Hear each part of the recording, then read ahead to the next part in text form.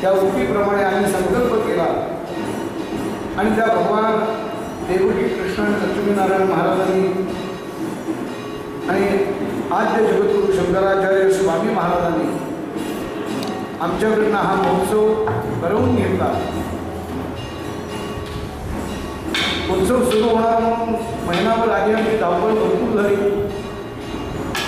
आमचे प्रापंचिक सगळी कार्य सांभाळता फोटो बी घेणार नाही. याही ठेकेदार देवा म्हटलं की जायचं असतं हे लोकांना नक्की माहिती आहे.